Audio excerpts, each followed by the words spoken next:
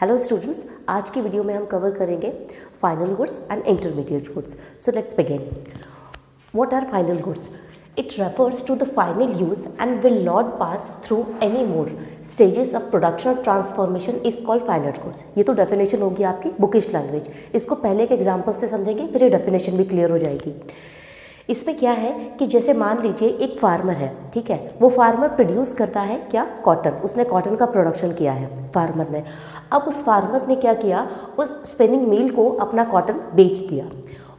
तो spinning mill ने किया, एक मशीन के थ्रू उसको यार्न में कन्वर्ट किया. जो धागे होते हैं ना, कॉटन से बनाए जाते हैं, उसमें कन्वर्ट किया.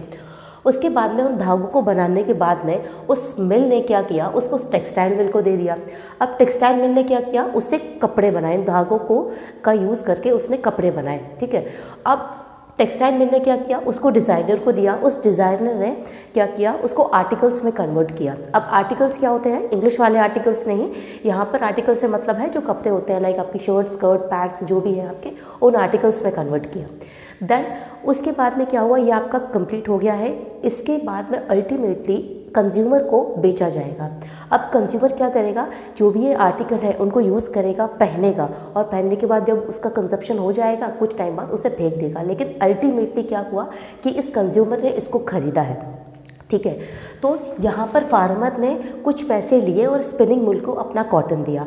स्पिनिंग मिल ने क्या किया, इसने दोनों की कॉस्ट मिक्स करके इसने टेक्सटाइल मिल को दिया, और इसने अपना यार्न का कॉस्ट भी निकाला, और जिसने ये फार्मर का कॉस्ट भी इसमें निकला. ऐसे ही डिज़ाइनर के साथ हुआ, और अल्टीमेटली कंज्यूमर के पास में ये सारी जो आगे की प्रोसेसिंग हुई है ना, ये सारी कॉस्ट उसमें इंक्लूड होगी, प्लस उसका प्रॉफिट उसमें इंक्लूड होगा. तो अल्टीमेटली कंज्यूमर ने उसको कंज्यूम कर लिया, और कंज्यूम करने के बाद वहाँ पर ख़त्म हो जाती है बात. तो जो लास्टली कंज्यूम करता है उसके आगे कोई भी प्रोडक्शन ना हो, कोई भी ट्रांसफॉर्मेशन ना हो, प्रोडक्शन पर्पस से कोई भी ट्रांसफॉर्मेशन ना हो, या फिर मैं ये कह सकती हूँ कि इकोनॉमिक पर्सपेक्टिव से कोई ट्रांसफॉर्मेशन ना हो. ट्रांसफॉर्मेशन हो तो सकता है लेकिन इकोनॉमिक पॉइंट ऑफ व्यू से ना हो, तो वो क्या होता है, फाइनल गुड होता है. जैसे यहाँ पर एक और अगर आप एग्जाम्पल लें कि जैसे आप टी होता है ना, या मिल्क ले लीजिए. आप मिल्क लेकर आते हैं, मिल्क का एक पैकेट लेकर आए हैं मार्केट से, और मार्केट से लेकर आने के बाद आपने उसे क्या किया, घर पर चाय बनाई और आपने पी लिया, तो इसका फाइनल कंजप्शन हुआ. वहीं पर अगर मैं ये बोलूँ कि कोई होटल है या कोई रेस्टोरेंट है, वहाँ पर भी चाय बनाने का चलता है काम. तो वहाँ से क्या हुआ कि मिल्क को लेकर आया, चाय कॉफ़ी कुछ भी, मिल्क को लेकर आया, उसने मिल्क को से चाय ही बनाई है, ठीक है. तो मिल्क का ट्रांसफॉर्मेशन हुआ ना चाय में, और फिर उसने क्या किया, उसको बनाकर उसे बेच दिया. तो ये फाइनल गुड नहीं है, क्योंकि इससे क्या हुआ, इससे तो बेचा गया है ना दोबारा, तो इसे फाइनल गुड नहीं करेंगे. हमने घर पे लाए जो हम मिल्क और चाय बनाकर हमने उसे पी ली, ठीक है, उससे हमने बेचा नहीं, उससे हमने कोई पैसे नहीं कमाए हैं, तो वो हमारा फाइनल गुड हो जाएगा. क्लियर है इतना. अब यहाँ पर ये क्या है, फाइनल जो प्रोडक्शन किया फार्मर ने, इंटरमीडिएट गुड. जो प्रोडक्शन किया जो स्पिनिंग मिल है, कन्वर्ट किया यार्न में, वो भी क्या है, इंटरमीडिएट गुड है. टेक्सटाइल मिल में जो भी क्लोथ्स बनाए वो भी इंटरमीडिएट गुड है. डिज़ाइनर ने जो आर्टिकल्स बनाए हैं वो भी इंटरमीडिएट गुड है. लेकिन जो कंज्यूमर ने अल्टीमेटली परचेज किया है, इनको ख़रीदा है, शर्ट और स्कर्ट जो भी बनाए हैं आर्टिकल उसको, और फाइनली जिसने कंज्यूम उसको किया है उसके बाद उसने बेचा नहीं है, तो उसका फाइनल कंजप्शन हो जाता है ये. तो फाइनल कंजप्शन में दूसरी चीज़ क्या होती है, एक इम्पॉर्टेंट ये कि इसमें हम जो होता है ना, इंटरमीडिएट की कॉस्ट को काउंट नहीं करते हैं, क्योंकि फाइनल गुड में ये सारी कॉस्ट इंक्लूड होगी. अगर हम ये सारी कॉस्ट को इंक्लूड करेंगे तो it will create double counting problem. दो बार आपका जो क्या बोलते हैं सम निकलेगा ना इसका, वो कैसे निकलेगा, लार्ज निकलेगा, जिसमें क्लियरली समझ में नहीं आएगा, क्योंकि आपकी एक चीज़ को दो बार काउंट कर लिया गया है, इसलिए इसको डबल काउंटिंग प्रॉब्लम कहा जाता है. क्लियर. अब डेफिनेशन आप देखिए, अब आपको समझ आएगी. It refers to final use. इसका मतलब है फाइनली उसको हम यूज़ कर रहे हो, and will not pass through any more stages, और वो किसी और स्टेज से होकर ना गुजरा हो. कौन सी स्टेज, प्रोडक्शन और ट्रांसफॉर्मेशन. यहाँ पर प्रोडक्शन को आपको ध्यान रखना है, यानी ट्रांसफॉर्मेशन हो रहा हो, लेकिन अगर प्रोडक्शन पर्पज से हो रहा हो तो वो फाइनल गुड नहीं है. तो ये क्या बोल रहा है, will not pass through any production और transformation is called final good. Clear. Final goods जो होते हैं वो टू टाइप्स के होते हैं. एक होता है कंजप्शन गुड, दूसरा होता है कैपिटल गुड्स. कंजप्शन गुड कौन से होते हैं, लाइक जिसमें फूड, क्लोथिंग, सर्विसेज है ना, like creation that are consumed when purchase by their ultimate consumer, यानी अल्टीमेटली जो उसे कंज्यूमर यूज़ कर लेता है वो कंजप्शन गुड्स हैं. ठीक है। मिल्क लेकर आया, मिल्क से चाय बनाई, पी लिया। शर्ट लेकर आया, शर्ट अपना पहन के यूज़ करी, ख़त्म किया। वेजिटेबल्स लेके आया, फूड लेके आया, खाया, ख़त्म किया। मतलब करने के बाद में उसका कोई फर्दर सेलिंग पर्पज से कोई यूज़ नहीं हो रहा है, ठीक है। इसमें हम नॉन ड्यूरेबल्स और ड्यूरेबल्स दोनों को लेते हैं। नॉन ड्यूरेबल्स कौन से गुड्स होते हैं, जैसे आपके जो जल्दी ख़राब हो जाते हैं, पेरिशेबल गुड्स भी हम बोलते हैं। मिल्क, वेजिटेबल्स जल्दी ख़राब होने वाले हैं। सेमी ड्यूरेबल्स कौन से हुए, शूज़, आर्टिकल्स वगैरह, ये सेमी ड्यूरेबल्स गुड हुए। जैसे ये आप कुछ टाइम तक चलाएंगे, 1 महीने, 2 महीने, 1 साल तक ये आपका चल जाएगा। उसके बाद में कैपिटल गुड्स हो रहे हैं। देखो कैपिटल का मतलब यहाँ पर क्या है कि कैपिटल आपने पढ़ा है कि हम बात कर रहे होते हैं इन्वेस्टमेंट पर्पस से, जब हम बात करते हैं तो कैपिटल गुड्स की बात कर रहे हैं यहाँ पर। दीज गुड्स आर ड्यूरेबल, ये ड्यूरेबल होते हैं अपने कैरेक्टर में, इनका नेचर ड्यूरेबल होता है, काफ़ी टाइम तक टिकने वाले होते हैं। ये which are used in the production process, जिसको प्रोडक्शन प्रोसेस के लिए यूज़ किया जाता है। प्रोडक्शन प्रोसेस से देखो क्या मतलब है यहाँ पर कि जैसे कि कोई बिज़नेस आप कर रहे हैं तो वहाँ पर आपने इन्वेस्टमेंट किया, वहाँ पर आप मशीनरी लेकर आए और उस मशीनरी से आप किसी दूसरे प्रोडक्ट का फॉर्मेशन कर रहे हैं। तो जो वो मशीन है वो ट्रांसफॉर्मेशन नहीं कर रही है, लेकिन वो रॉ मटेरियल को कन्वर्ट कर रही है किसी दूसरे क्या बोलते हैं किसी दूसरे गुड में। तो जो मशीन होगी वो क्या होगी, वो कैपिटल गुड होगी और उसका वो इन्वेस्टमेंट बोला जाएगा। एक और एग्जांपल ले कि जैसे किसका बिजनेस है और उसने अपने बिजनेस पर्पस के लिए उसने बिजनेस में 10 लोगों को हायर किया हुआ है और उसने अपनी जो उसकी जॉब है वो ऐसी है कि उसे क्या बोलते हैं लोगों को बाहर भेजना पड़ता है काम के लिए और आना बाहर का काम होता है। तो उसके लिए क्या किया उसने, हर एक पर्सन को किसी को मोटरसाइकिल, किसी को कार दी हुई है।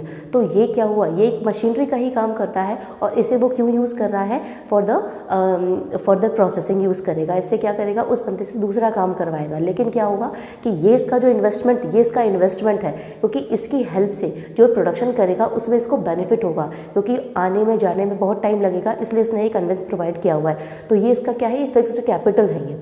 तो इसको हम क्या बोलेंगे, कैपिटल गुड बोलेंगे। इसमें क्या आता है, to make production of other commodities feasible. Feasible का मतलब होता है पॉसिबल, मतलब जो अदर चीज़ों के प्रोडक्शन को पॉसिबल बना पाती है। जैसे कार का एग्जांपल लिया, उससे कोई डिलीवरी कर रहा है सामान की इधर उधर, तो वो आसानी से कर पाएगा। कोई मशीनरी है जिसकी हेल्प से कोई गुड्स बन रहे हैं, ठीक है, चपाती बनाने वाली मशीन है और ये चपाती बनाना किसी होटल में, होटल वाले ने ये चपाती बनाने वाली मशीन खरीदी है, जिससे क्या हो रहा है, वो मशीन क्या हुआ, उसका कैपिटल हुआ, ये कैपिटल गुड हुआ उसका। लेकिन उससे बनाने वाली जो चपाती है वो उसका कैसा हुआ, इंटरमीडिएट हुआ, क्योंकि उसको वो सेल करेगा। लेकिन मशीन को वो सेल करने नहीं जा रहा है वो, तो मशीन उसका क्या हो जाएगा, वो उसका फाइनल कंजप्शन हो जाएगा और फाइनल कंजप्शन में वो उसका कैपिटल गुड हो जाएगा। इन्वेस्टमेंट पर्पस के लिए यूज़ किया जाता है, जैसे आपका ऑटोमोबाइल, कंप्यूटर है ना, और आप कार वगैरह भी इसमें आप इंक्लूड कर सकते हैं, ठीक है। अब ये आपकी फाइनल गुड का पार्ट होता है। फाइनल गुड्स में आपके इंक्लूड होते हैं कंजप्शन गुड्स आएंगे। कंजप्शन गुड में आपका आएगा नॉन ड्यूरेबल, सेमी ड्यूरेबल और आपका ड्यूरेबल गुड्स, है ना। और इसमें सर्विसेज भी इंक्लूड होती है, लेकिन कंजप्शन गुड्स की बात कर रहे हैं तो गुड्स में ये 3 चीज़ें ही आएंगी आपकी। Now intermediate goods, those goods mostly used as raw materials। ये इंटरमीडिएट गुड्स जो यूज़ होते हैं ज़्यादातर as a raw material use होते हैं, ज़्यादातर मैं बात कर रही हूँ, ठीक है। और inputs for production of other commodities, और जो कमोडिटी का यूज़ हो रहा है उसमें एज अ इनपुट यूज़ होता है वो। These are not final goods, इनको फाइनल गुड्स हम नहीं कहते। एक एग्जाम्पल आप देखिए, स्टील शीट्स, स्टील की जो शीट्स होती हैं उससे sheets use for making automobiles. Copper use for making utensils, यानी कॉपर से बर्तन का बनना, तो कॉपर हुआ इनपुट, है ना, इनपुट एज ए इनपुट उसको यूज़ कर रहे हैं। डायरेक्टली हम कॉपर का यूज़ नहीं कर रहे हैं, कॉपर से बर्तन बना रहे हैं, तो कॉपर इनपुट हुआ, रॉ मटेरियल हुआ, और इसे हम फाइनल में कन्वर्ट कर रहे हैं, जो हमारा क्या हो जाएगा, आपका यूटेंसिल हो जाएगा। और इसे यूटेंसिल को कोई खरीद लेगा, कंज्यूमर उसे घर पर अपने यूज़ कर रहा है, तो वो क्या हो जाएगा, इंटरमीडिएट गुड हो जाएगा। तो ये फाइनल गुड और इंटरमीडिएट का कॉन्सेप्ट हुआ। Second, in the final goods already with the value of inputs, जो फाइनल गुड्स होता है उसमें इनपुट की जो वैल्यूज़ होती है, इनपुट का मतलब यहाँ बोल रहा है रॉ मटेरियल से, रॉ मटेरियल से मतलब वो इंटरमीडिएट गुड्स से। फाइनल गुड्स में इंटरमीडिएट की कॉस्ट इंक्लूड होती है। काउंटिंग देम सेपरेटली, अगर हम उसको सेपरेटली काउंट करेंगे, सेपरेटली काउंट किया इंटरमीडिएट को और फिर फाइनल गुड की भी कॉस्ट अगर हमने काउंट की, तो प्रॉब्लम आ जाएगी किसकी, डबल काउंटिंग। इंटरमीडिएट गुड्स में गिव अ फुलर डिस्क्रिप्शन, लेकिन इंटरमीडिएट गुड्स को हमें पढ़ना इसलिए होता है क्योंकि हमें हर इकोनॉमिक एक्टिविटी के बारे में पता चल रहा होता है कि जो ये फाइनल गुड है वो कितनी प्रोसेसिंग के बाद में आया है, कितनी ट्रांसफॉर्मेशन के बाद में आया है। तो इसका डिस्क्रिप्शन इकोनॉमिक एक्टिविटी को बताता है, कितनी डिस्क्राइब करता है कितनी इकोनॉमिक एक्टिविटीज़ कंडक्ट हुई हैं नेशन के अंदर।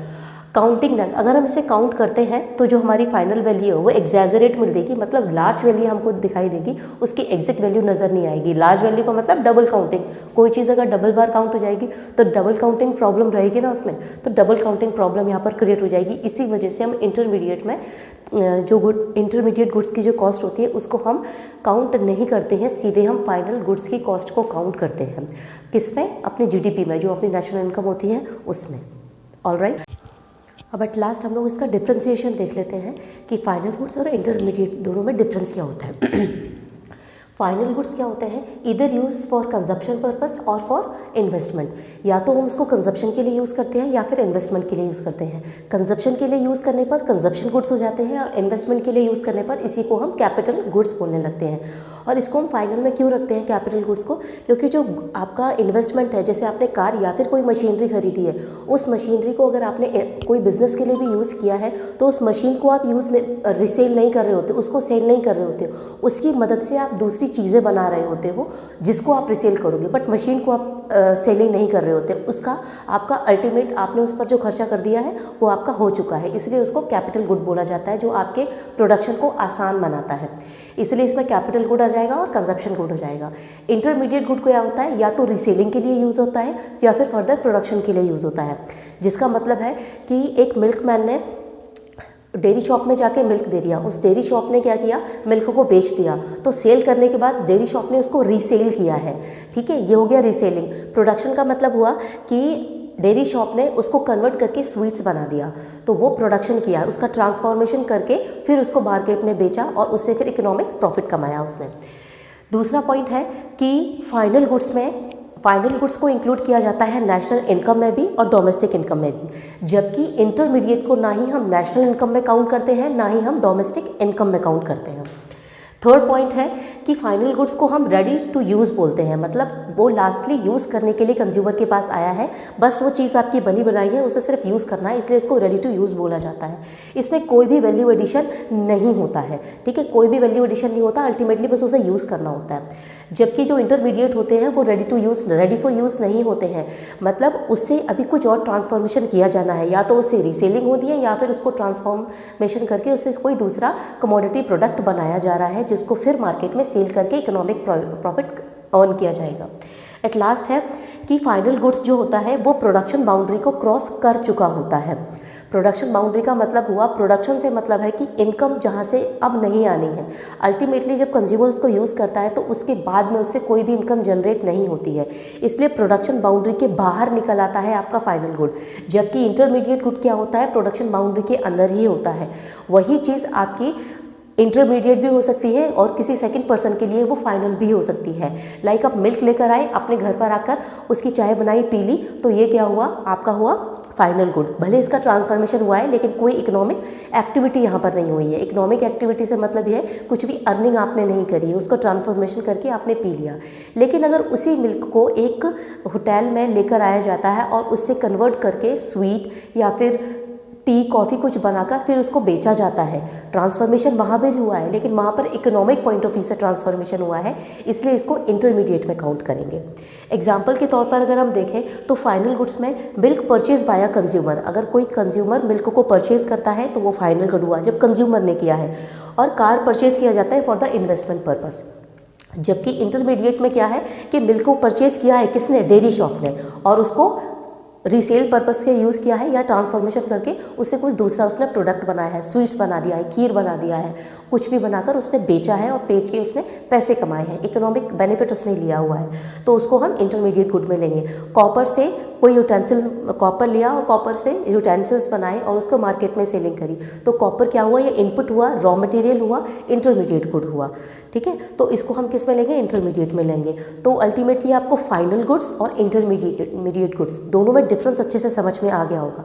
अगर अभी भी किसी भी पॉइंट पर या किसी वर्ड पर कोई आपको डाउट है, कोई सेंटेंस ऐसा है जो क्लियर नहीं हुआ है आपको, तो आप कमेंट सेक्शन में लिखकर बता सकते हैं कि कहाँ पर आपको डाउट है, मैं उसको दोबारा से एक्सप्लेन कर लूँगी। Till then, thank you so much.